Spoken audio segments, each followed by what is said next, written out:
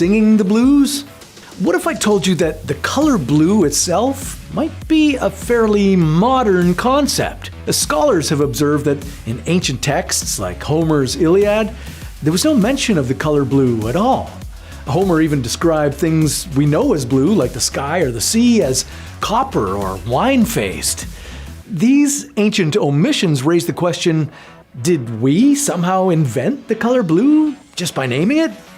While our minds can create a lot of things, we can't yet create an Earth that's not dependent on the sun being pretty much the exact temperature it is now. But what if our sun suddenly heated up by about 30,000 degrees, changing from its nice, relaxing yellowish red to a deeper and scarier blue?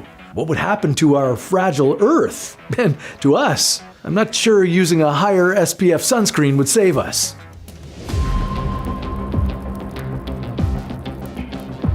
Billions of years in the future, the sun will begin to die. And this is what our planet would look like. But what if we turn things up a notch or two? Let's upgrade our star from yellow to blue. How different would the world look? Could your body handle the increased heat? Or would all life on Earth die? This is What If? And here's what would happen if the sun was a blue star. Like any visible light, sunlight contains all the colors of the rainbow. But how we see a star, or any planet, depends on how hot the star is. The coolest stars in the universe have temperatures of about 1750 degrees and emit more red light, while the hottest stars have temperatures over 40,000 degrees and look bluer. Our sun has a surface temperature of 6,000 degrees, so it emits almost equal amounts of blue and red wavelengths. If you could see the sun from space, it would appear whitish. Hang on a second, the sun isn't yellow? Yeah, that's right. The sun only appears yellow to you because of Earth's nitrogen-rich atmosphere. Red light and yellow light have longer wavelengths and can reach your eyes easier. Blue light has a shorter wavelength and scatters more, giving the sky its blue color. But if our sun was a blue star, you'd never get to see a spectacular orange sunset again. Oh, and also you'd get fried instantly. Now, before making our sun blue, let's take a look at a couple of bright blue stars that we know of. On the cooler end of the blue star spectrum is Rigel, the brightest in the Orion constellation. Its surface temperature is about 11,000 degrees. While it's almost twice as hot as our sun, Rigel emits at least 40,000 times more energy. And Rigel's diameter is 79 times larger than our star. If our sun was that large, it would swallow Mercury, and temperatures on Earth would increase immensely. But why stop there? You could turn the dial up even further. If we imagine our sun on the higher end of the blue star spectrum, it could be like Eta Carinae. With surface temperatures of 40,000 degrees, this star is over 6 times hotter than the sun. But what's staggering is that Eta Carinae emits 1,000,000 times more energy than our sun. If our sun was that hot, it would be 5,000,000 times brighter than it is today. Violent ejections of plasma would scorch our planet regularly. And the sun would drench us in lethal amounts of UV radiation. There's no way you could survive the heat. If you stepped outside for just 1 second, it would be like stepping in an oven, only hotter. The blue sun would instantly burn all the tissues in your body to ashes and maybe even your bones. It would be game over for you. Just kidding, I wouldn't let you off the hook so easily. Okay, let's imagine that your body was super resistant to this extreme heat. There would still be that enormous amount of UV radiation to deal with. And it would wreak all kinds of havoc on your body, causing your skin to wrinkle, age, and get cancer. Your vision would suffer immensely too. You'd get something like a sunburn in your eyes. The UV radiation would make your vision blurry and your eyes would hurt like hell. It would be like snow blindness, except caused by the sun's radiation. In addition to losing your sight, the blue light would mess with your beauty sleep. Blue light suppresses your melatonin levels. With so much more blue light and so much less of this hormone, sleeping would be tough. Poor sleep could lead to high blood pressure, diabetes, and even heart failure.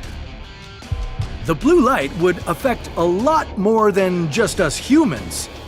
Outdoor plants would grow smaller, thicker, and have darker leaves. High-intensity blue light would promote flowering in long-day plants that usually need at least 12 hours of sunshine a day to thrive. All the other plants that don't like as much sunlight would die. Well, you'd still likely have long-day garden vegetables like lettuce, spinach, and potatoes. But if our sun became as massive as Eta Carini, you'd have heavier problems than what to eat in your new diet. The sun's new, incredibly intense gravitational pull would disrupt the solar system. Yeah, you'd see Earth and all the other planets get swallowed up by it. Instead of getting engulfed by this massive sun, you'd be lucky if Earth went a little sideways and got shot off into space. Then, we'd live on a rogue planet that's not held by a star's gravity and roaming in the universe. But we'd likely freeze up pretty quickly and die anyway. If there's one benefit, it's that all this chaos and destruction wouldn't last forever. Instead, it would end quite quickly. A star like Eta Carini has a live fast, die young lifestyle.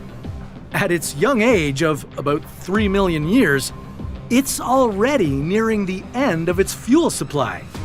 It could explode into a supernova sometime within the next 100,000 years. Our sun is about 4.5 billion years old, and scientists expect it to keep burning for another 7 billion years. So if we turned up the sun's heat, we'd be dooming our star and our planet to premature death. Not that many life forms would survive to see that day. The earliest life on our planet dates back to about 3.7 billion years ago. At that point, our sun was already 800 million years old. Back then, if the sun burned as hot and bright as Eta Carini, it would have exploded as a supernova hundreds of millions of years before there was life anywhere nearby. So, our lives seem better with the sun burning at its current temperature. It's comforting that the sun is still around my age in solar years, just around the corner from its first midlife crisis. Don't go dyeing your hair blue, son. It's not worth it. When stars, like our sun, overheat, they appear blue. That's because hotter objects give off light with shorter wavelengths, which corresponds to the blue end of the spectrum. Now, when I think of blue, I tend to think of cold things like blue lips or blue ice over a lake in winter. Our Earth was once completely covered in this kind of ice, and it will be again soon, as according to our planetary schedule, we're due for our 6th major ice age soon. But what if we jumped ahead of schedule and dove straight into a cold, blue, icy world right now?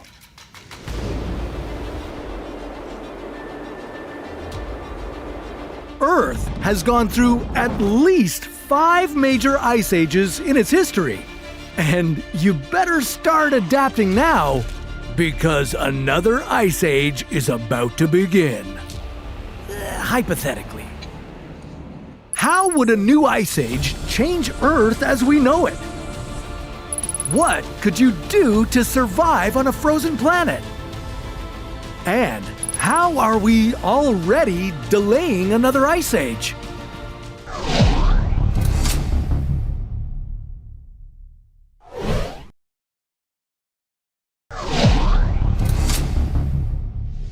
This is What If, and here's what would happen if we entered a new ice age. During all ice ages in Earth's history, global temperatures dropped well below freezing across the planet. And it wasn't just a few icy trips around the sun. Earth can take hundreds of millions of years to thaw out.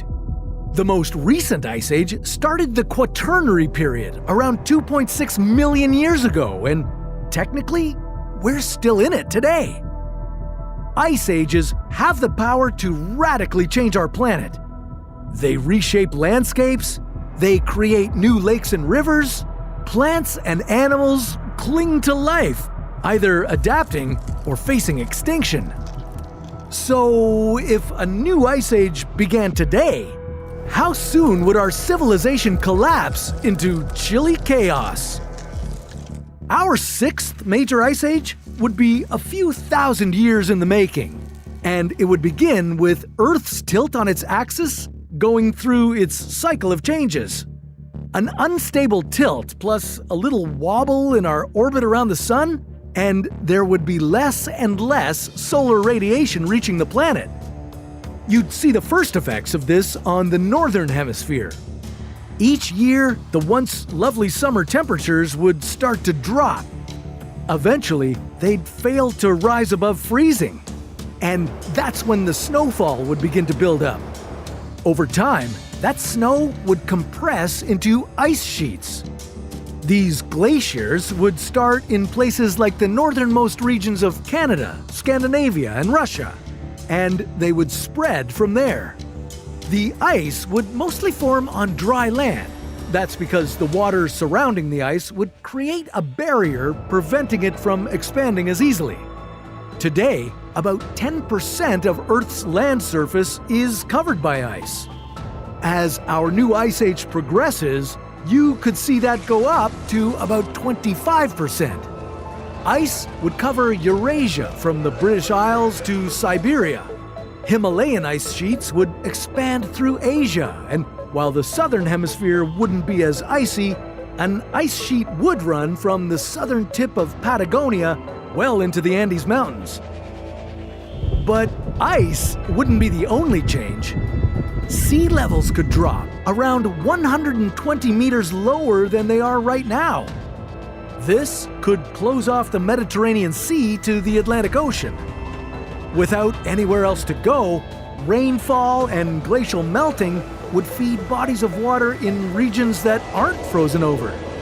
Some rivers would also change their usual runoffs and form new lakes. With all these changes in sea levels around the world, land bridges would re-emerge. Russia would now be connected to Alaska, and the islands of Indonesia would connect to mainland Southeast Asia. The borders would change and bring many countries closer together. Or it would result in whole new countries being formed, opening up new land for you to migrate to. And you'd need to.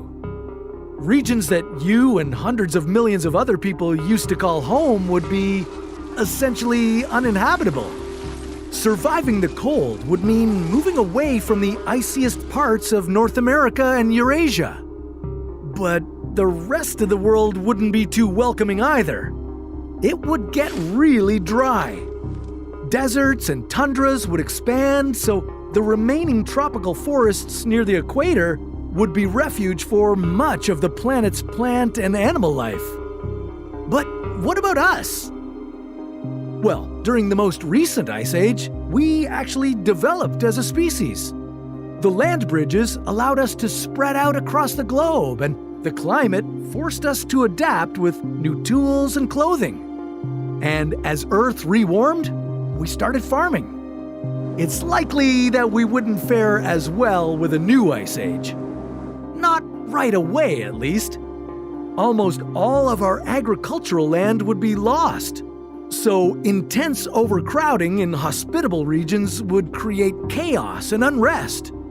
You should get ready for extreme competition for life's basic necessities. But I do have good news to ease your worries about this frigid doomsday scenario. Come on! Bring it! Well, sort of. Based on current climate science and the amount of carbon dioxide in our atmosphere, we may have postponed the next possible ice age by about 500,000 years. And if we keep pumping out greenhouse gases, it's possible that we've not only postponed it, but we've made it impossible. That just means we'll all overheat, which I guess is better than being frozen. I don't know about you, but I always chose the blue popsicles as a kid. Blue, freezing, they just seem to go together. Now, popsicles are definitely a summertime thing. I'd really miss them if summer suddenly didn't exist anymore. With our current rate of climate change, I don't think we're in danger of that anytime soon. But let's say our already rapid rate of warming were to speed up some more. What if it got so hot, so quick, that all the ice in the world melted overnight? If blue means hot, well, we're talking a super blue heat wave here, ushering in a worst-case scenario for coastal populations. Ice caps on both poles of the planet are melting. And not just a few, all of them. If all this ice melted, it would be catastrophic. How much would the sea levels rise? How would this impact global temperatures? And what would this mean for life on Earth?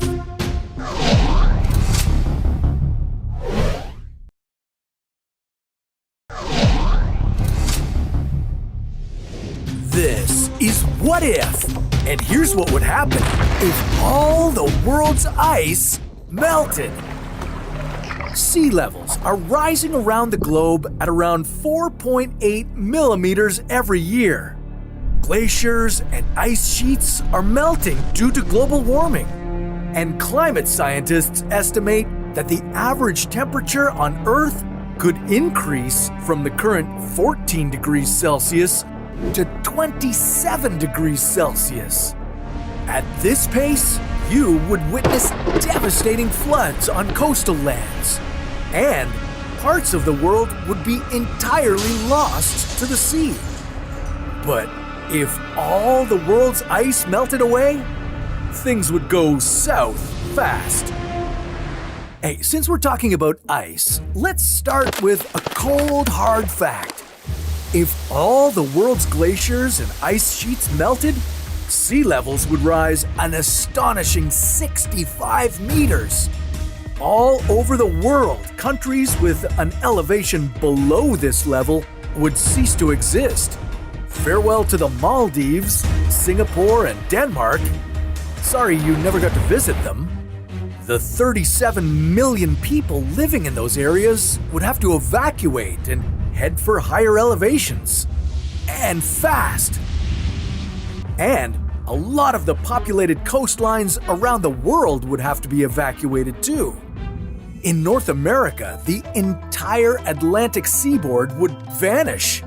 That means Disney World in Florida wouldn't be a small world, it would be an underwater world. On the West Coast, the hills of San Francisco would become a cluster of islands, and the Golden Gate Bridge would stick out from the sea until it rusts away and disappears into the ocean. Millions of people in the United States would lose their home and move further inland. If you live in Denver, Colorado, your home city might be bustling. In South America, the Amazon and Paraguay River basins would become inlets for the Atlantic Ocean. And big urban centers like Buenos Aires or Montevideo would disappear. Europe would say goodbye to many of its cities. Venice would become a modern-day Atlantis. And London's Big Ben would now strike midnight from underwater. Large parts of Asia would be devastated by the swelling seas. Nearly 800 million people would lose their homes in China, India, and Bangladesh. Australia could become more hospitable as an inland sea develops, but it would be bad news for the 80% of Australians living on the coastal strip. You'd be the lucky one if you lived in Africa, where large parts of land would be spared from global flooding. Unfortunately, the world would lose one of the ancient wonders, the Great Pyramid of Giza. It would be swamped by the Mediterranean. But flooding of the continents would only be the tip of the iceberg. The world would also lose 90% of its fresh water. Yeah, this is how much is stored in the Antarctic ice sheet. This ice water would mix with the ocean and dramatically disrupt its salt levels. Many aquatic animals that have evolved to live in salt water would go extinct. Diluted water would also impact the ocean currents.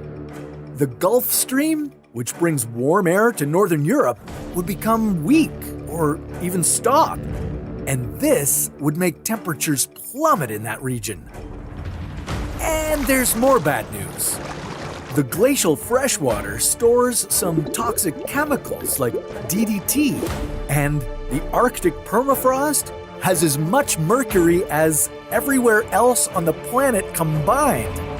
As these toxic chemicals and elements ended up at rivers, lakes, and groundwater reserves, they would poison many people. The melting of the permafrost would also be a feast for microorganisms that feed on the organic matter frozen inside. These organisms will, pardon my French, fart out a lot of greenhouse gases that could cause a global temperature rise of 3.5 degrees Celsius. Listen, most of life on Earth would not survive this disaster, but I have good news for you. Scientists estimate that all of the Earth's ice wouldn't melt overnight. If climate change keeps going at the same rate, it will take 5,000 years. But if we begin to make serious changes to our climate policies, maybe we could avoid it altogether. That's a vision that would inspire a lot of new blues songs. It might even get me to buy a new blue bike. Whether blue makes you think of extreme heat or icy cold, I think we can all agree that we'd rather have a world with blue skies and a blue sea over a hot blue sun or miles of blue ice everywhere. If blue's always been your favorite color, I hope we haven't shaken your core beliefs.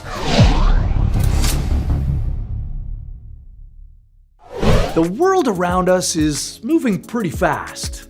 Literally. I'm not just talking about the hustle and bustle of society. I mean, the planet is moving really fast. Even right now, if you're sitting somewhere near the equator, you're moving at an average of 16,000 kilometers per hour. That's faster than your typical fighter jet, high-speed train, or commercial airliner. This speed is because of the Earth's constant rotation. You know, the thing that gives us our day and night cycle. Moving at this constant blinding speed is undetectable while our feet are planted to the ground, but if things were to come to a stop, it would be extremely noticeable, extremely fast. But what would a sudden stop of the globe actually look like? Well, for one thing, you could no longer say you're faster than a fighter jet.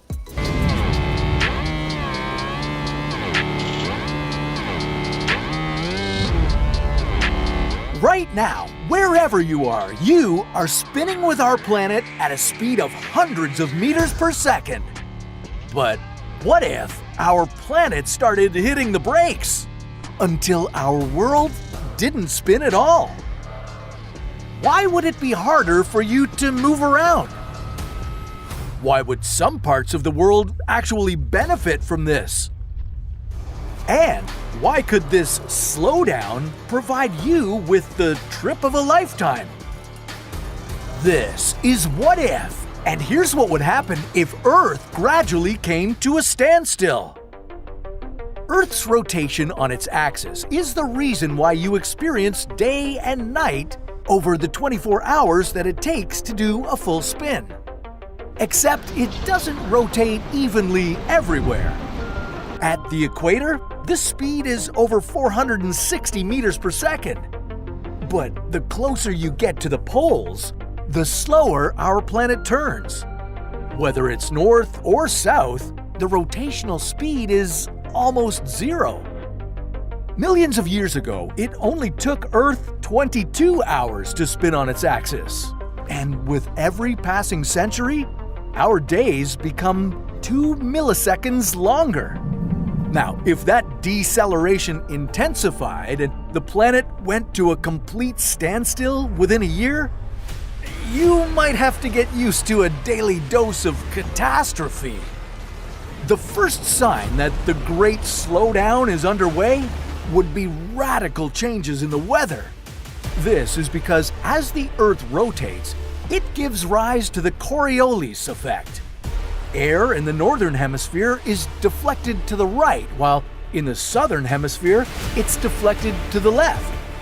This also means that hot air veers away from the poles. But as the planet slowed down, the warm winds from the equator would slowly start to make their way to the top and bottom of the globe. And in the meantime, cool air from the poles would also sink back down to the equator. These changes in wind patterns would have disastrous consequences. They would drive rainfall and raise temperatures around the world. Your summer cottage in the forest could become surrounded by a sprawling desert. And where a frozen tundra once stood, farmable land could emerge. These changes would disrupt ecosystems around the world. Unable to adapt, plants and animals would die. On the other hand, the days of hurricanes would be numbered. Coriolis forces create hurricanes, and without them, they just wouldn't form. And the changes to the world around you wouldn't end there. Our planet would begin to ease up on the spinning, but by no means would the ground stay put. You see, Earth is like an onion. It's made up of layers: the crust, the mantle, and the core. And as the onion we call home slowed down, these layers might not do so in unison. This would result in intense friction between them, which equals tremors and lava. The year-long slowdown would be a deluge of earthquakes and volcanic eruptions. Sweden, Saudi Arabia, and other regions not accustomed to these natural disasters would get their taste. If you made it to the other side of this shaky and heated period, well, you'd be rewarded with a planet where seismic activity would be a thing of the past. Now, the ocean is where you'd witness the most astounding changes to our shared home. You see, those globes at school tricked you. Earth is not a perfect sphere. It bulges at the equator. This is a result of the centrifugal force caused by, you guessed it, the planet's rotation. As it turns, Earth gets squished and its equatorial diameter becomes 43 kilometers longer than the polar radius. As Earth slowed down, its middle bump would shrink. The oceans would start to flow away from the equator and rush toward the poles. If you lived near the beach, you'd noticed its coastline receding. A clear sign that something is wrong. And hope your house by the water isn't in the northern region of our planet. Canada, the United States, and Greenland could be swallowed by the Big Blue Sea, as would the northern regions of Siberia, Asia, and Europe. Sorry about that. Now, things would look much brighter in the south. As the oceans pulled to the poles, new land would be extending out. Africa would now merge with Madagascar. Australia and New Guinea and eventually Indonesia would make the shift. By the time the year is over and Earth arrives at a standstill, the equatorial region would be completely drained, leaving behind a giant megacontinent. A chunk of real estate so massive that it would circle the entire world, splitting the ocean in two. We'll call it the ring. No, not that ring. This one is literally more groundbreaking. This gargantuan landmass would allow you to walk the entire strip of the equator on foot. Travel companies would capitalize on the megacontinent to offer you packages to trek the circumference of our planet on foot. Forget Everest. Manage this monumental feat and you could brag to your friends about conquering the ring. It's cool. Naturally, you wouldn't be the only one up for the journey. The slower the Earth spun, the longer our days and nights would become, and once the rotation stops completely, one day on Earth would last 6 months. During half-year cycles, the planet would see extreme temperature fluctuations. From a freezing minus 55 degrees Celsius to a scorching plus 55 degrees Celsius. Not to mention a complete breakdown of our biological circadian rhythms. 6 months of darkness could lead to a spike in skeletal deformities and dental issues, thanks to a global shortage of natural vitamin D.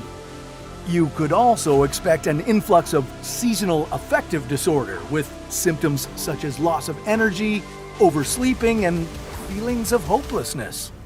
So, traveling the ring would be as much about remaining within a weather sweet spot as it would be about going on an adventure. Not that gravity would be on your side for it. As Earth slows down, you'd notice you have a harder time moving around. You wouldn't look heavier, but your bathroom scale would say otherwise. That's because a spinning Earth produces an outward centrifugal force, which cancels a portion of its gravity. No rotation means you get to experience the full gravitational pull. And with that comes the sensation of feeling like you've packed on a few extra kilos. Get off the scale. Eventually, things would get worse. Our planet's magnetic field, partially produced by its rotation, would disappear and expose you to harmful solar radiation. Human civilization would be left dealing with frequent vital service outages and irreparable damage to power grids, internet connections, and navigation systems. I can say with certainty that I much prefer my Earth spinning and my days not being 6 months long. Amidst the chaos of the changing Earth, I think I'd prefer to bundle up somewhere and take a nap, wait it out, almost like hibernation. But humans can't hibernate. Or could we? Well, we're not squirrels. We don't gather nuts for the winter and sleep it off. Most of us. I've caught my neighbor Tom storing several tons of acorns in his backyard, but he's going through a hard time, so it gets a pass. I actually wouldn't mind taking a life pause during some of these freezing winters, but what would that look like? What effect would that have on our brain? How much would we need to eat? And what would going to the bathroom look like? Let's take a look at what if humans could hibernate.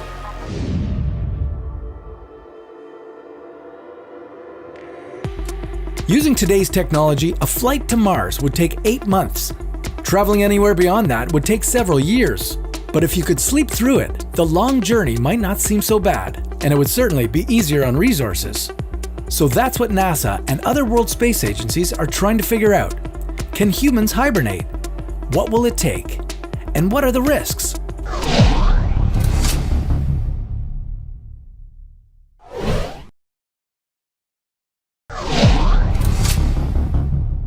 This is What If, and here's what would happen if humans could hibernate. When you think hibernation, bears or hedgehogs might come to mind. Winter for them is usually spent in a state of reduced metabolism.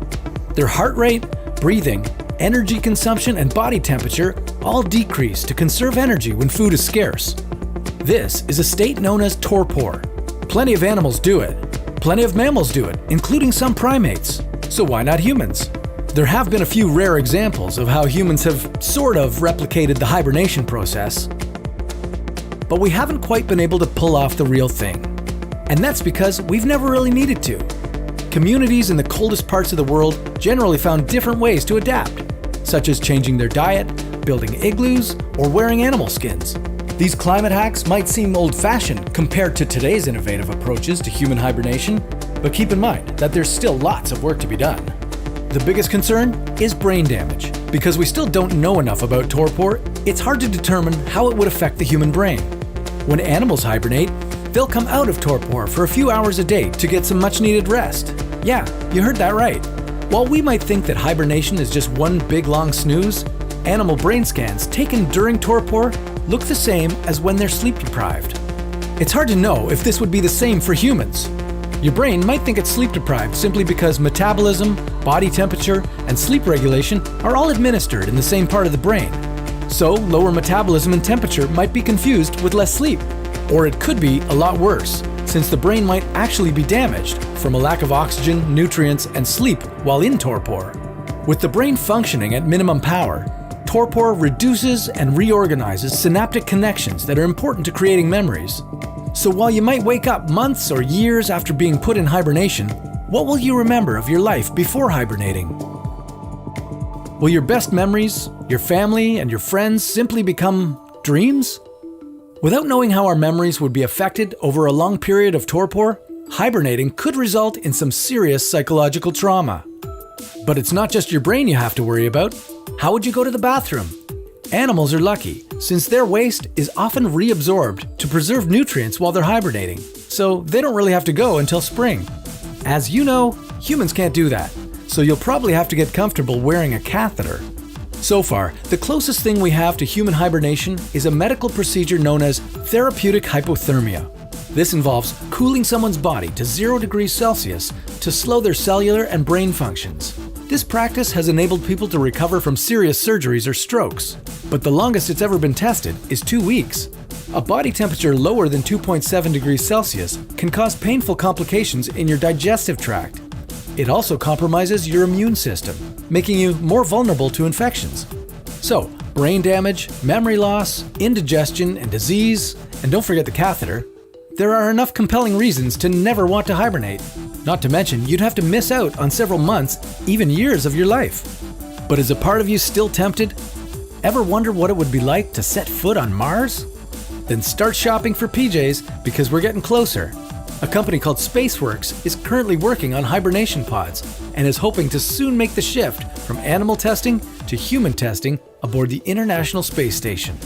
So it might not be too long before the red planet is only a sleep away. Sleep, the final frontier.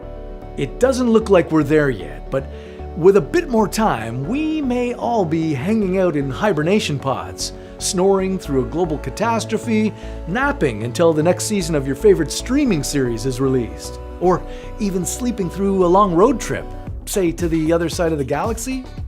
A trip like this would require the body to sleep for decades, even centuries. The longest official record of continuous sleep was attributed to a teenager suffering from KLS, or Sleeping Beauty Syndrome, where she slept for nearly 2 months straight.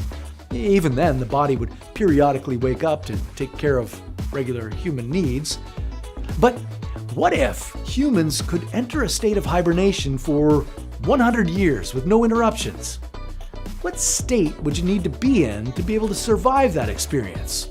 What state would you be in when you woke up?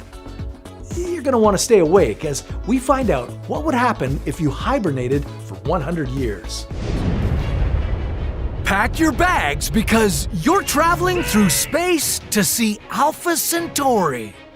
There's just one problem. It's going to take 100 years. Ugh. Is it at least possible to sleep on the trip? Well, yeah, but get comfy because you're going nighty-night for an entire century. What technology would you need? What would happen to your body while you're asleep? And what sort of stuff could be waiting for you in the future.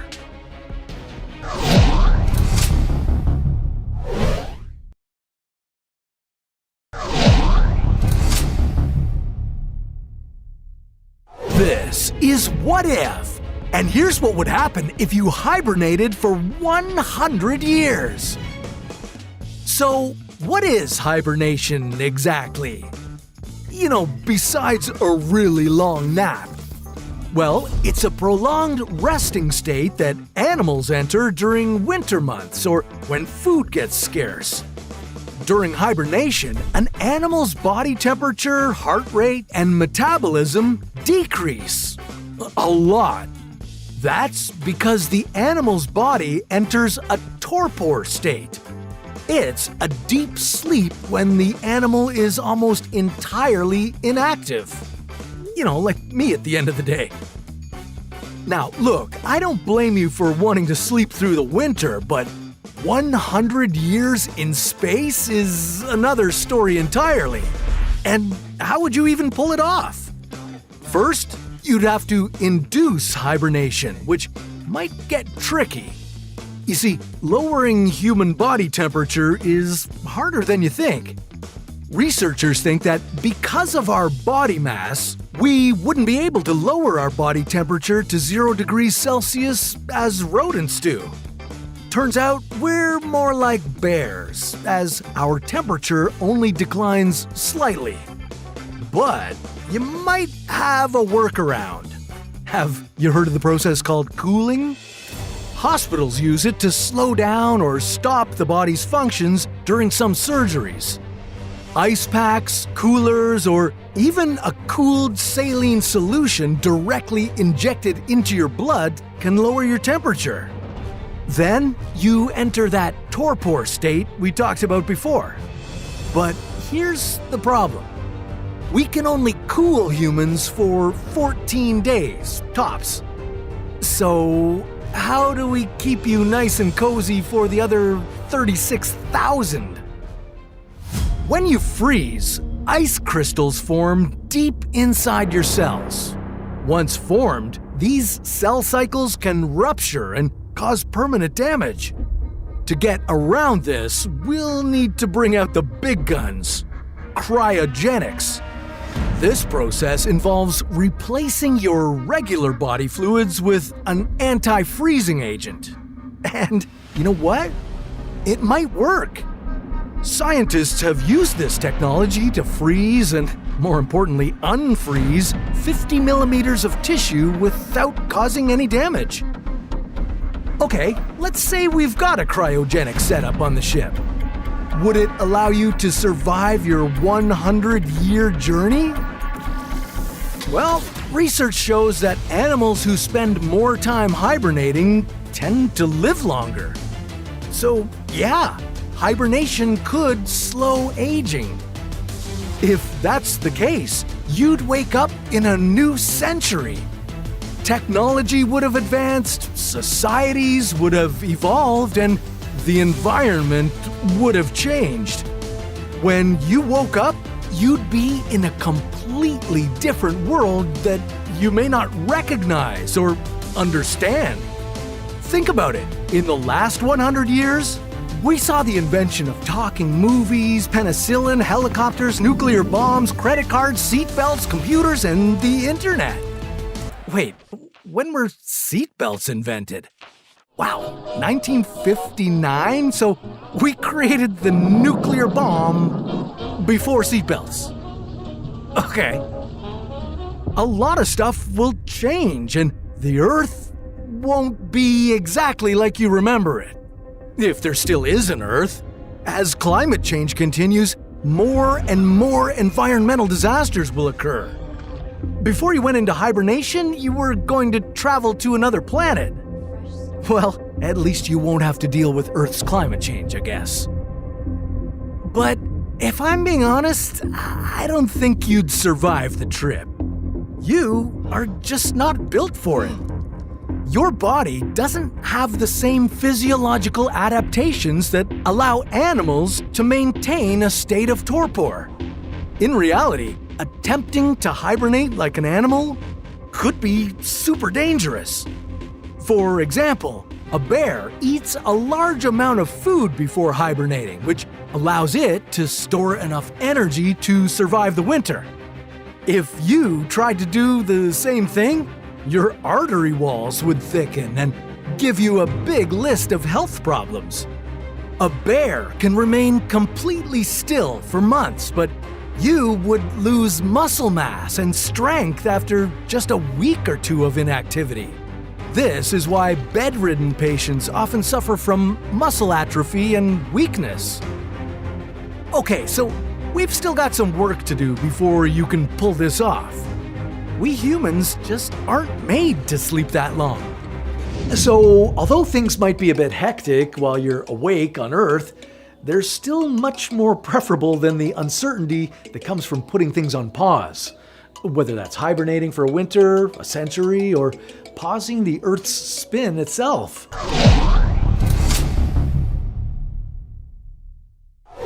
This might be an unpopular opinion, but I've always preferred winter over summer. Yeah, it's way less sweaty, everyone's wearing fun mittens, and the snowfalls are beautiful where I am. Today, we're going to be talking about everything water and ice related. Let's start with the sea. Now, we all know that there's a shortage of clean water in the world, but what amazing things could we do if the sea was full of it?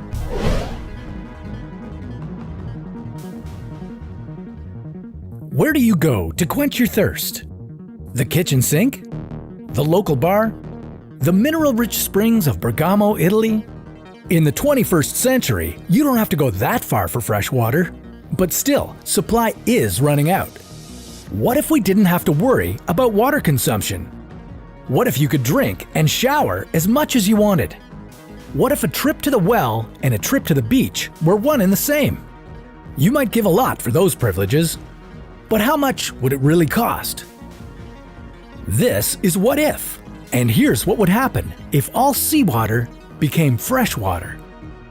The first big question we have to ask is, why is the ocean so salty to begin with? Well, it wasn't always like that. About 3.8 billion years ago, Earth's surface had finally cooled to the point that water vapor turned to liquid, no salt added. That's right, a really, really long time ago, the oceans were fresh water. But that wasn't going to last. Whenever it rains, carbon dioxide from the air dissolves into the falling water.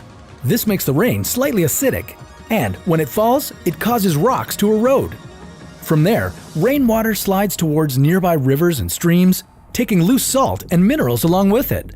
From there, this runoff flows from rivers into the ocean. Add to that any additional salt and minerals that would be expelled from hydrothermal vents or submarine volcanoes, and then consider that this whole process has been recurring more or less consistently for 3.8 billion years. That's a lot of salt. In fact, there's so much salt in the ocean that if you spread it evenly across all the land on Earth, it would amount to one towering layer of salt that's 40 stories tall. 97% of all the water on Earth is saline, and we've got to assume it's for a reason. So what would our world look like if we took the salt out of the sea? Freshwater oceans sure do sound like a godsend. Right now, it's predicted that a third of the world will be facing chronic water shortages by 2025. At our current rate of consumption, the global demand for fresh water doubles every 20 years. So maybe freshwater oceans would actually yield a good outcome this time. Nope. A sea without salt would decimate marine life and dramatically affect our weather and temperatures, making human life on Earth very difficult, if not impossible. There are roughly 228,450 species in the ocean, and as many as 2 million more to be discovered. But if the ocean were to become desalinated, we'd never find them. Saltwater fish and other ocean creatures evolved to be able to drink salt water to stay hydrated and get rid of excess salt. Not all sea creatures do this the same way, but being able to pump out excess salt is crucial to surviving in the ocean.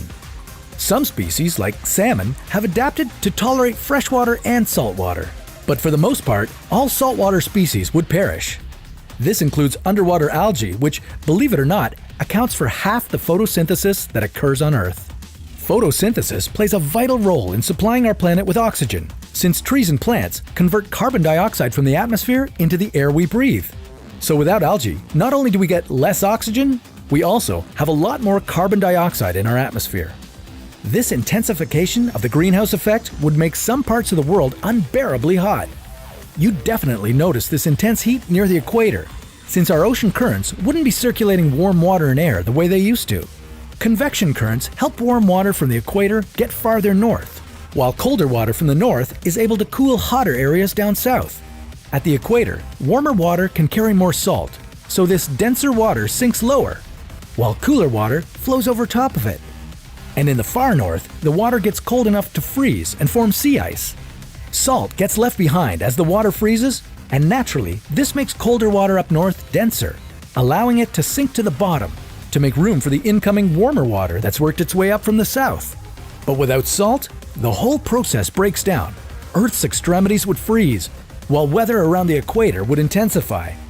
For one thing, hurricanes would be a lot more frequent and a lot more deadly. At this point, our weather and our climate would be totally different from how we know it now. How long would we survive to see all these changes? Not long at all. You'd either freeze, overheat, die in a natural disaster, or starve to death. Yeah, with significantly less photosynthesis and climates that are either extremely cold or extremely hot, our weather would no longer support the diverse plant life it has now. The entire food chain would collapse. Most species would die off, including humans, since crops we rely on for sustenance would all disappear. So, when we say ocean salinization is important, don't take it with a grain of salt. Of course, we respect the scientific method, so keep questioning the world and its properties, on land and beyond. Okay, there are two types of people in this world, people who chew ice and people who don't. I do it all the time, even though I can't stand it when someone else is doing it while I'm in the room. But now dry ice? That's a whole other question. That's a little bit dangerous. You know, when I was a kid, my tongue got stuck to a frozen pole in the schoolyard. Couldn't get it unstuck. I was terrified. I thought they were gonna have to rip it right out of my mouth. I can still kind of feel it now. I can't even imagine what I'd go through eating a brick of dry ice. Dry ice is one of the coldest substances on Earth. This is what it does to a flower. And check out what it does to this action figure. Ouch! Now, what would happen if you swallowed dry ice? What would it do to your skin? How much could you eat before it hurts you? And how would it affect your stomach? This is What If, and here's what would happen if you ate a brick of dry ice.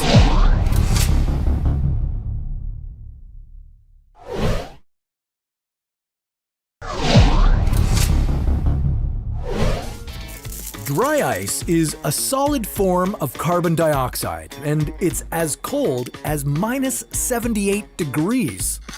And sometimes, people eat this stuff. It's an ingredient that's occasionally used in cocktails and ice creams, but it's only safe in tiny doses. So now, instead of having it mixed with other foods, what would happen if you ate an entire brick of dry ice? But first, how would you get it? Well, you could just buy it, but let's try making some on our own. Dry ice comes from carbon dioxide gas. This gas can be as cold as minus 56 degrees, but for it to become dry ice, it needs to be even colder. And to do that, it needs to be pressurized and cooled. When it's released from the mold back to normal atmospheric pressure, it forms liquid carbon dioxide. And now that we have our liquid, it's injected into a block press, which converts the liquid into a solid. Okay, now we have our dry ice. What happens now? Well, now that you have your brick of dry ice, before you put it in your mouth, you'd first want to touch it. If you were to just poke the dry ice with your finger, it would come back red with a slight prickling sensation to it. That wasn't so bad. Okay, so why not try picking it up with your hands? Well, because after just a few seconds of having the dry ice in your hands, your skin cells would start to freeze and then die. If you kept it in your hands any longer, your skin would begin to turn blue and gray, and eventually you'd lose all sensation in your hands. And now, after learning about how damaging this can be to your body, you're still curious enough to see what would happen if you ate this brick of dry ice? Are you serious? Okay, fine. So, as soon as you ingested the dry ice, you'd immediately feel the same sensation you did on your hand, but in your mouth. Your tongue and mouth tissue would begin to sting and feel incredibly numb. And don't forget about your teeth. You know how bad it feels when you chew ice cream? Yeah, imagine that, but much, much worse. Your entire mouth would be frozen in a matter of seconds, and the longer you kept the dry ice in your mouth, well, it would only get worse. Eventually, you'd lose feeling in your mouth forever. But we're not even close to being finished with the dry ice yet. You'd still need to swallow it. As the dry ice went down your esophagus, you'd feel a little tingling there, and then it would travel down to your stomach. As it's in your stomach, the dry ice would heat up and form gaseous carbon dioxide. This is because as dry ice heats up, it doesn't become a liquid, but rather a gas. Hence the name dry ice.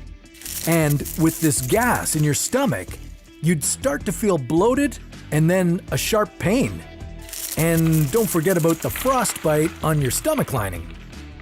Luckily, you could burp some of this gas out of you, relieving some of the pressure you'd be feeling. But if you continued to eat dry ice, the pressure from the gas would continue to build. Your stomach would expand and get harder. As the pressure continued, your stomach would rupture. At this point, you'd experience severe pain and vomiting. If you didn't get to the hospital immediately, you'd die. Oh. So please don't try this at home. Let's just keep dry ice to cool party tricks and something you'd occasionally see in your ice cream. Now, as I said earlier, one of my favorite parts of winter is the snow. The nighttime snowfalls, tobogganing down big hills, the fact that snow keeps us cool. But if snow and ice were hot instead of cold, I'm not sure I'd feel the same way. If ice was hot, it'd be warm all the time. So would we just live in a never-ending loop of summer? What would happen to the polar bears? Iced tea? Scotch on the rocks?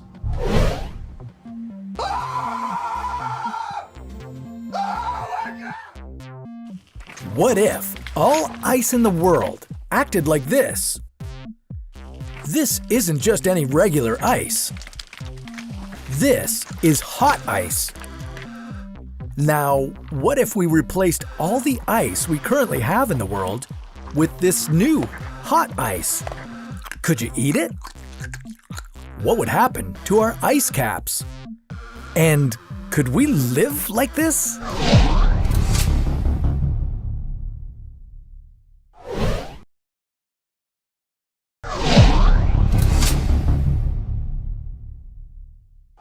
This is What If, and here's what would happen if ice was hot instead of cold.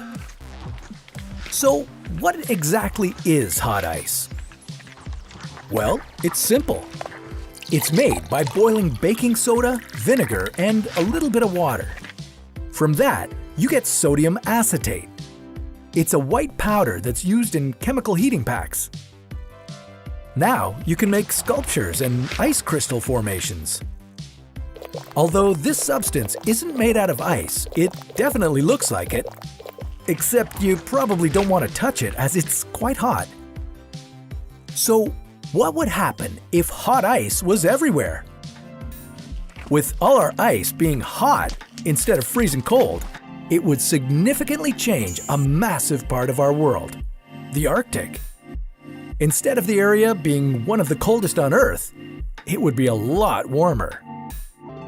One of the things you'll notice quickly will be all the animals migrating to new locations, because the Arctic is now far too warm for them.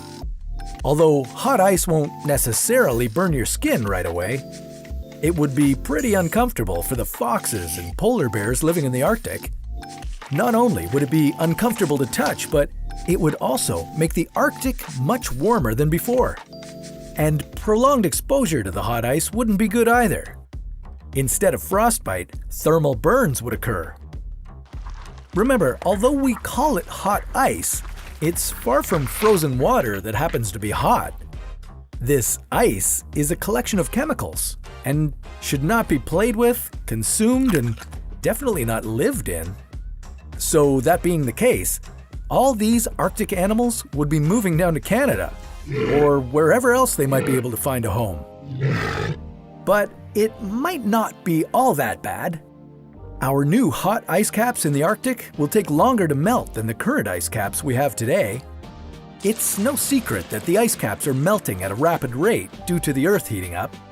If you've seen our previous video, What If All Ice Melted?, then you know what those consequences are, and spoiler alert, they're not very good. But with our new hot ice caps, they won't melt until they reach 58 degrees Celsius, as opposed to regular ice that melts at 0 degrees Celsius. Although they would be radiating their heat off of each other, it's unlikely that they'd make the entire Arctic a whopping 58 degrees Celsius. At that temperature, it would be nearly impossible to sustain any kind of life. The Arctic wouldn't get that hot, but it would be much warmer than what the Earth is used to. And that goes for all the ice. Instead of bundling up in the snow, we might be able to get away with wearing shorts and a t-shirt. But what if all this new hot ice did melt? Well, apart from the issues with flooding and rising ocean levels, we'd have a lot more to worry about. All this melted hot ice would become part of our oceans. Anything living there would most likely die, considering that we're now introducing billions of liters of chemicals into the sea. And what would happen if you accidentally drank some of this stuff? At first, you'd probably be okay. In small doses, hot ice isn't enough to kill you. But if it's all you drank, you'd quickly get sick and then die. And if all our ice happened to be made out of hot ice, would our oceans be made of melted hot ice? If that happened, our oceans would be filled with a supersaturated solution. And if somebody happened to have sodium acetate handy and dumped a massive amount of it into the ocean, it would slowly crystallize and solidify. This happens due to a chemical reaction when the saturated solution can't absorb any more solids. In this case, it starts to crystallize, turning the liquid into a solid. But that might be the least of our worries at this point. After all, the Earth would have to be above 58 degrees Celsius for this to happen, which would make it unlivable for us humans. We might have to move to Mars if this ever happened. Okay, here's a harsh reality for you. Global warming is real. Yeah, this is just in. No matter what side of environmental politics you're on, it's happening. You can't deny that the Arctic looks a lot different now than a few decades ago. Now, if all the ice in the world melted, well, we'd be in a lot of trouble. We're already starting to see and feel the effects of global warming, but this would be life-changing, maybe even irreversible. Ice caps on both poles of the planet are melting. And not just a few, all of them. If all this ice melted, it would be catastrophic. How much would the sea levels rise? How would this impact global temperatures? And what would this mean for life on Earth?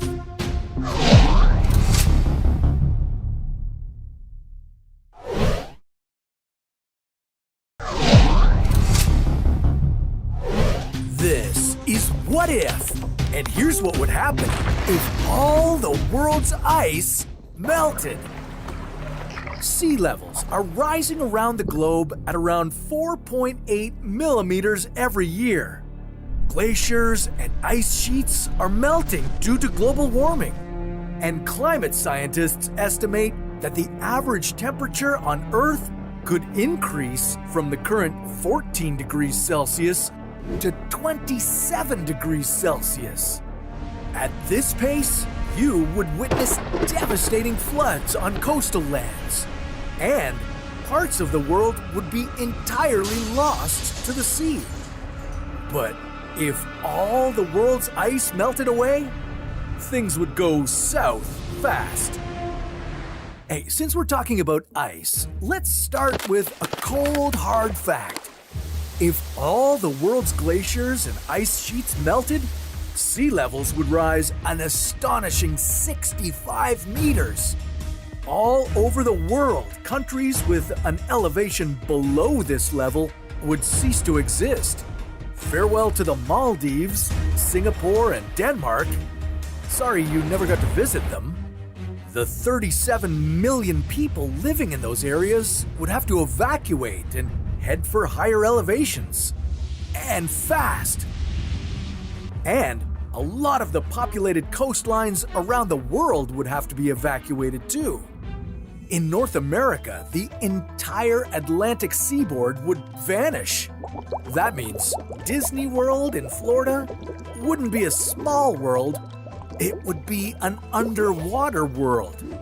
On the West Coast, the hills of San Francisco would become a cluster of islands, and the Golden Gate Bridge would stick out from the sea until it rusts away and disappears into the ocean. Millions of people in the United States would lose their home and move further inland. If you live in Denver, Colorado, your home city might be bustling. In South America, the Amazon and Paraguay River basins would become inlets for the Atlantic Ocean. And big urban centers like Buenos Aires or Montevideo would disappear. Europe would say goodbye to many of its cities.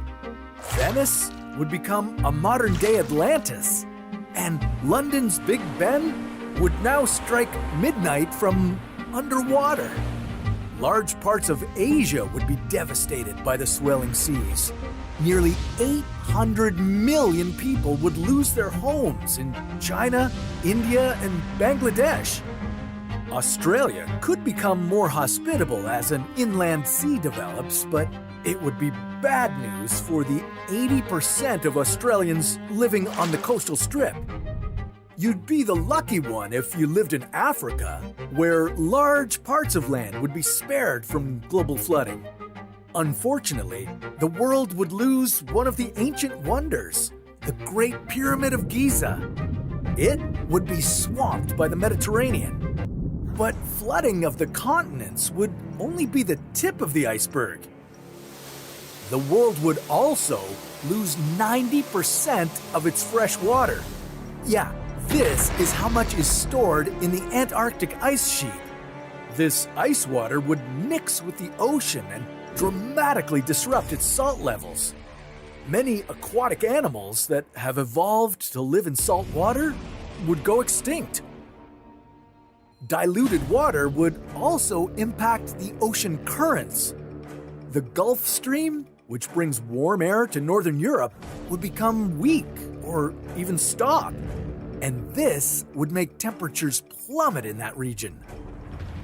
And there's more bad news. The glacial freshwater stores some toxic chemicals like DDT, and the Arctic permafrost has as much mercury as everywhere else on the planet combined. As these toxic chemicals and elements ended up at rivers, lakes, and groundwater reserves, they would poison many people. The melting of the permafrost would also be a feast for microorganisms that feed on the organic matter frozen inside. These organisms will, pardon my French, fart out a lot of greenhouse gases that could cause a global temperature rise of 3.5 degrees Celsius. Listen, most of life on Earth would not survive this disaster, but I have good news for you. Scientists estimate that all of the Earth's ice wouldn't melt overnight. If climate change keeps going at the same rate, it will take 5,000 years. But if we begin to make serious changes to our climate policies, maybe we could avoid it altogether.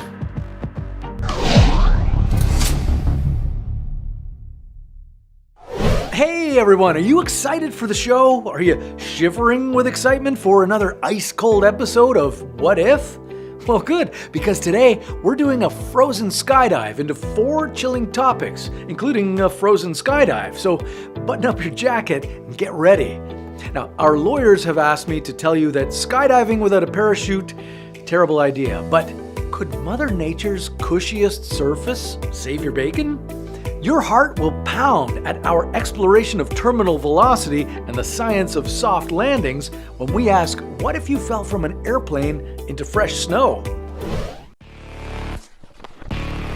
How much can landing in snow protect you from a fall?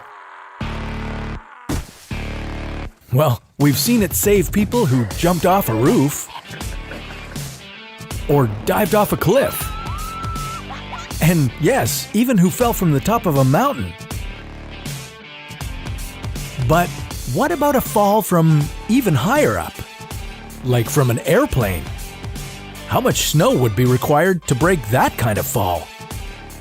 What kind of snow would be the best to fall into?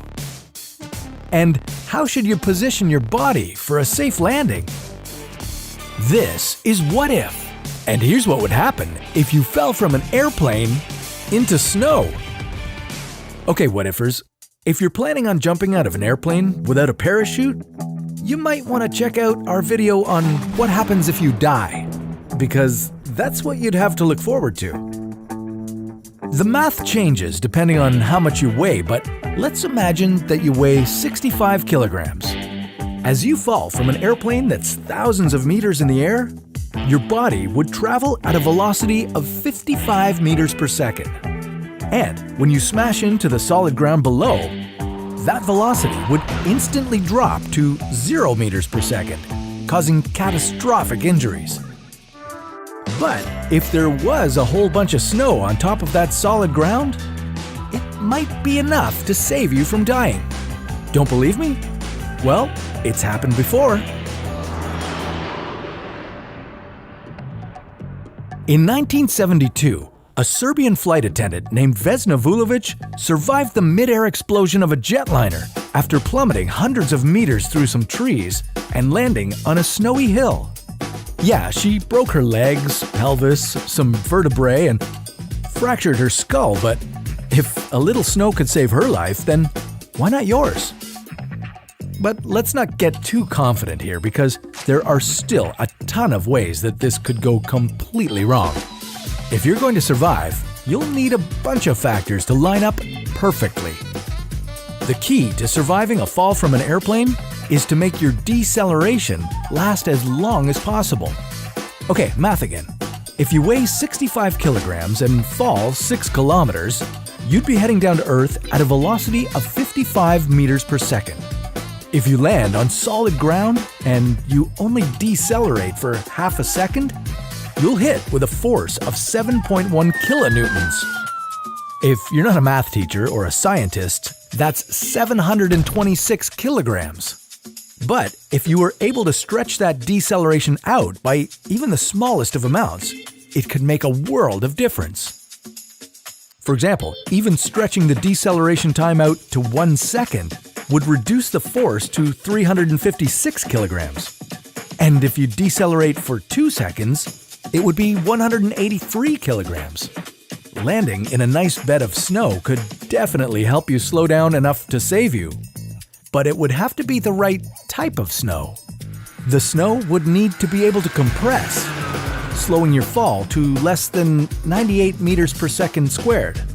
So the snow must be thick enough for this to occur. About 80 meters. The reason why you need to travel at less than 98 meters per second squared is that this is 10 times the force of gravity, the approximate acceleration that humans can make without too much damage. So, considering all this, you'd better cross your fingers that you'll be landing in lots of soft, fresh snow. Because of its lower density, fresh, dry snow can be compressed more and soften your landing. Packed snow and wet snow are denser than fresh and dry snow, so they can't be compacted as much and wouldn't extend your deceleration enough to save you.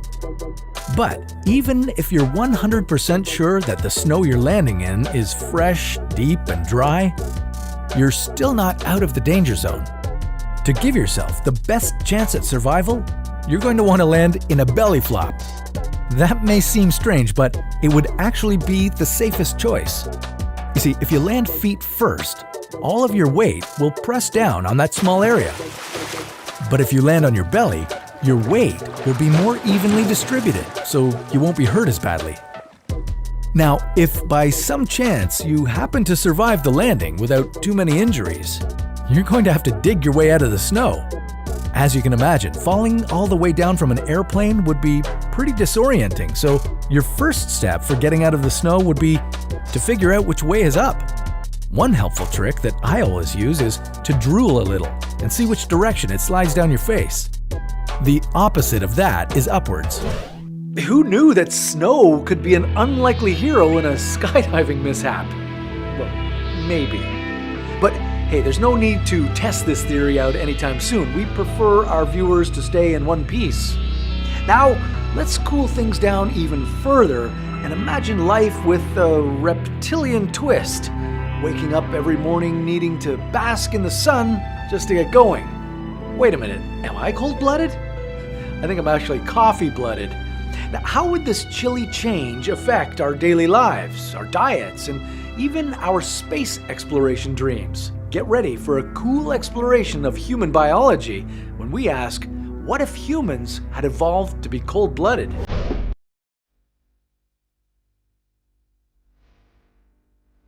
Have you ever met someone who always feels cold, even when everyone else is warm? We tend to joke that these people are cold-blooded, but do we even know what that means? Having cold blood involves more than just needing a few more blankets than everyone else. If we all suddenly became cold-blooded instead of warm, our lives would be completely different. Why would we need to eat less food? Could we only survive in warm climates? And how might our cold blood help with space exploration? This is What If. And here's what would happen if humans became cold-blooded.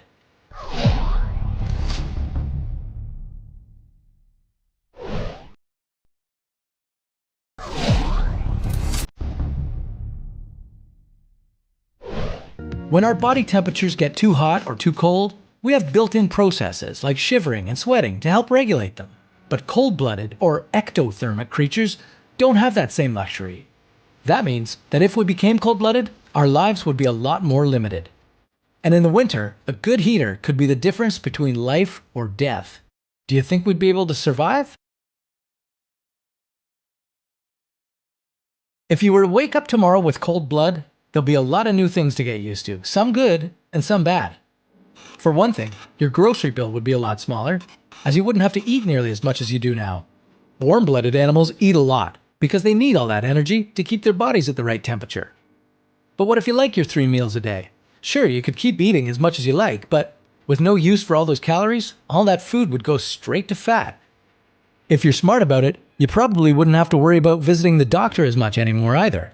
Our warm-blooded bodies provide a nice constant temperature for germs to breed in, as opposed to the variable temperatures of the cold-blooded.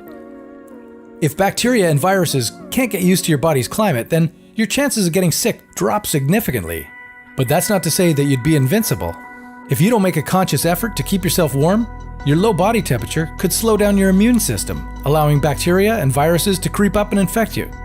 So, you may have become a less desirable host for these pathogens, but now you also have an active responsibility in fighting them off. Keeping yourself at a proper body temperature would become a crucial part of your everyday life. Since you'd be relying on external sources of heat, your house would have to be kept much warmer than you're used to. Your thermostat would not only control the temperature of your house, it would be setting the exact temperature you want your body to be too. During the winter, any money you would have saved on groceries would be quickly gobbled up by a sky-high heating bill. Cold-blooded land dwellers tend to do best in temperatures between 21 to 40 degrees Celsius. So to make things easier for ourselves and to live more active lives, we'd all be best to move closer to the equator. Except that'd be a lot of people to move to one area of the planet. And soon, we'd be running into the usual issues that come along with large-scale human migration. It'd be overcrowded, our resources would be running out, and who knows how long it would take before political instability came into play. So maybe it'd be better if some of us just moved to another planet altogether. Yeah, it's a little ambitious, but bear with me because space travel should actually be much easier for cold-blooded humans. When cold-blooded animals hibernate over the winter, they lower their body temperatures to that of their surroundings and enter a state called torpor. In this catatonic state, their breathing and heartbeats slow down, and they can survive for long periods on stored body fat. By employing this method, a cold-blooded space crew could survive much longer than a warm-blooded one, allowing them to travel for months or even years on minimal resources. Well, energy-efficient diets and space travel perks do sound pretty sweet, but it looks like being cold-blooded would flip some of the best parts of our lives upside down too. Let's appreciate our warm-bloodedness a bit more, especially during those cold winter mornings. Of course, you'd beg for the warm embrace of a chilly winter morning if you somehow slipped into our next scenario. This is no summer pool party. This is a dip that'll make your teeth chatter. Or should I say, shatter. Will you emerge from a pool of liquid nitrogen as a human popsicle? Or is there a surprising twist in this next one? What would happen if you poured liquid nitrogen all over your car? Or used it to fight a fire? Or even tried to cool down with it on a hot day? Liquid nitrogen may look like a lot of fun when you're watching people dump everyday objects into it, but it's actually a very dangerous substance. And if someone were to dump you in it, the fun would quickly come to an end. This is What If, and here's what would happen if you fell into a pool of liquid nitrogen.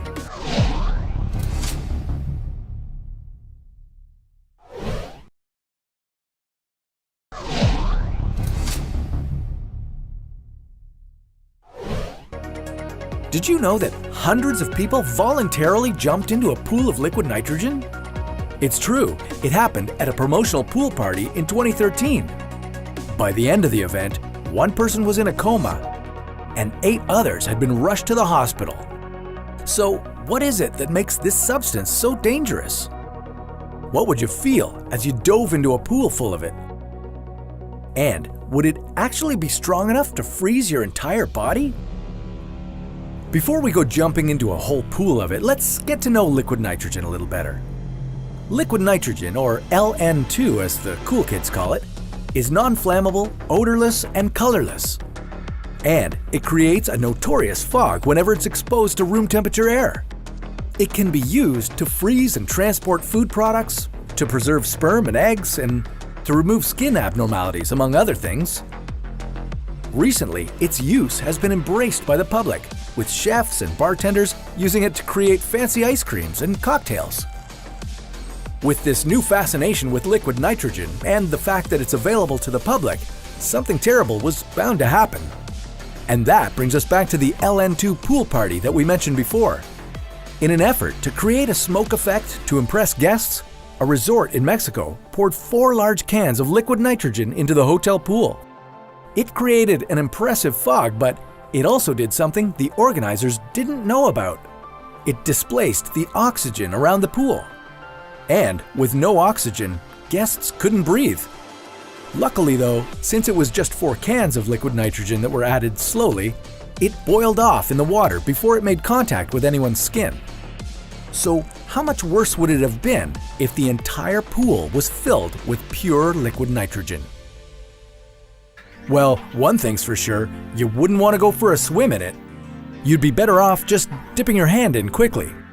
If you were to quickly submerge your hand in liquid nitrogen, it would feel frozen, but there wouldn't be any frostbite or damage because of something called the Leidenfrost effect. Because liquid nitrogen boils at the very low temperature of minus 196 degrees Celsius, it will beat up and create a layer of vapor underneath it when it touches any surface that's at room temperature. similar to when you drop water onto a flat heated surface. So, if you dipped your hand inside liquid nitrogen, a vapor barrier would immediately form that protected your hand from freezing. But the protective barrier would only be temporary. If you were planning on taking a long swim, you wouldn't be coming back out. Instead, you'd get severe frostbite all over your body. Then, the cold would work its way deeper inside you. Muscles, fat, your blood, and every other liquid in your body would be frozen solid. If you kept your head above the surface, your body would freeze underneath you and you'd sink right down. But hey, on the bright side, there probably wouldn't be much pain involved since the nerve damage would be so severe and occur so quickly. As terrible as this would be for a living creature, it could actually be beneficial for a dead one. Instead of being buried or cremated, some people have chosen to have their bodies frozen when they die. That was a bone-chilling situation. More like a flesh-fast freezing situation. I think I'll stick with heated swimming pools for now, though. I like my summer fun without the risk of icicles. Okay, finally, it's time to heat things up with this next paradoxical puzzle. What if ice was hot instead of cold? Would ice cubes sizzle in your drink? Would polar bears need oven mitts? Well, find out how this temperature twist would affect our climate, our lives, and hey, what about my snow cone? We'll melt your mind when we show you what if ice was hot instead of cold.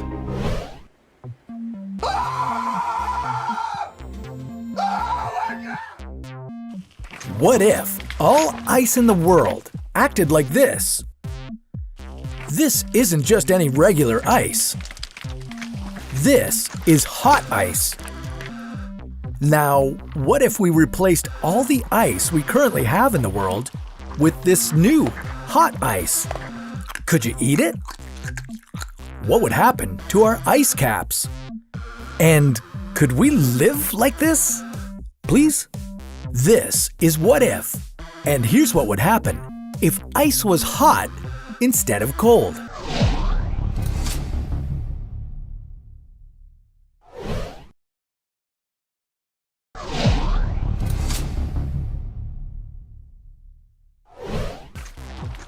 So, what exactly is hot ice?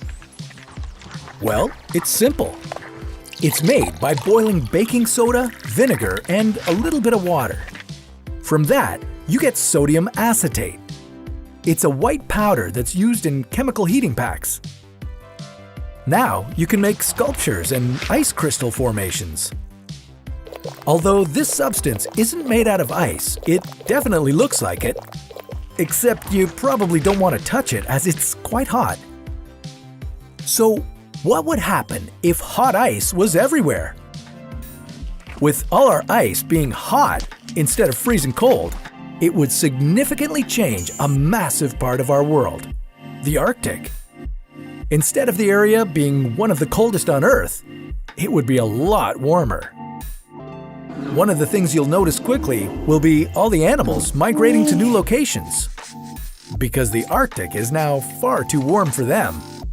Although hot ice won't necessarily burn your skin right away, it would be pretty uncomfortable for the foxes and polar bears living in the Arctic. Not only would it be uncomfortable to touch, but it would also make the Arctic much warmer than before. And prolonged exposure to the hot ice wouldn't be good either. Instead of frostbite, thermal burns would occur. Remember, although we call it hot ice, it's far from frozen water that happens to be hot.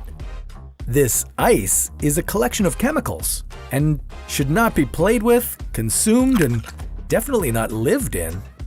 So that being the case, all these Arctic animals would be moving down to Canada or wherever else they might be able to find a home. But it might not be all that bad. Our new hot ice caps in the Arctic will take longer to melt than the current ice caps we have today. It's no secret that the ice caps are melting at a rapid rate due to the Earth heating up. If you've seen our previous video, What If All Ice Melted, then you know what those consequences are, and spoiler alert, they're not very good. But with our new hot ice caps, they won't melt until they reach 58 degrees Celsius, as opposed to regular ice that melts at 0 degrees Celsius. Although they would be radiating their heat off of each other, it's unlikely that they'd make the entire Arctic a whopping 58 degrees Celsius. At that temperature, it would be nearly impossible to sustain any kind of life. The Arctic wouldn't get that hot, but it would be much warmer than what the Earth is used to. And that goes for all the ice. Instead of bundling up in the snow, we might be able to get away with wearing shorts and a t-shirt. But what if all this new hot ice did melt? Well, apart from the issues with flooding and rising ocean levels, we'd have a lot more to worry about. All this melted hot ice would become part of our oceans. Anything living there would most likely die, considering that we're now introducing billions of liters of chemicals into the sea. And what would happen if you accidentally drank some of this stuff? At first, you'd probably be okay. In small doses, hot ice isn't enough to kill you. But if it's all you drank, you'd quickly get sick and then die. And if all our ice happened to be made out of hot ice, would our oceans be made of melted hot ice? If that happened, our oceans would be filled with a supersaturated solution. And if somebody happened to have sodium acetate handy and dumped a massive amount of it into the ocean, it would slowly crystallize and solidify. This happens due to a chemical reaction when the saturated solution can't absorb any more solids. In this case, it starts to crystallize, turning the liquid into a solid. But that might be the least of our worries at this point. After all, the Earth would have to be above 58 degrees Celsius for this to happen. What a sizzling journey we just took. A sizzling journey through the world of hot ice. From steamy Arctic regions to some seriously confused polar animals. Well, thanks for joining us on our icy expedition through snowy landings, cold-blooded humans, liquid nitrogen, and hot ice. Until next time, keep asking what if, and maybe spare a thought for those living in the Arctic and working in Antarctica. Much respect.